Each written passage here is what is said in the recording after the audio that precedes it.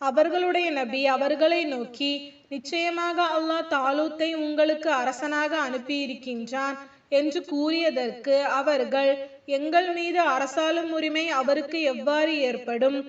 அவரை விட நாங்கள்தான் அரசாட்சி புரிய மிக தகுதியுடையவர்கள்.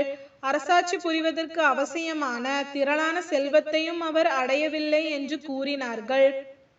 அதற்கு அவர்களுடைய நபி, நிச்சயமாக அல்லாஹ் உங்கள் மீது ஆட்சி புரிய அவரை தேர்ந்தெடுத்திருக்கின்றான். அன்றி போர்க்கல்வியிலும் தேகத்தின் பருமனிலும் பலத்திலும் உங்களை விட அவரை அதிகப்படுத்தியும் இருக்கின்றான். அல்லாஹ் தான் விரும்பியவர்களுக்கே தன் ஆட்சியை வழங்குவான். அல்லாஹ் வழங்குவதில் அதிக விசாலமானவன், அரசாட்சி புரிய தகுதியுடையவர்களை நன்கறிந்தவன் என்று கூறினார். பின்னும் அவர்களுடைய நபி அவர்களை நோக்கி, அவருடைய அரசுரிமைக்கு அறிகுறியாவது, உங்கள் இறைவனிடமிருந்து மலக்குகள் சுமந்த வண்ணமாக ஒரு பேழை திண்ணமாக உங்களிடம் வரும்.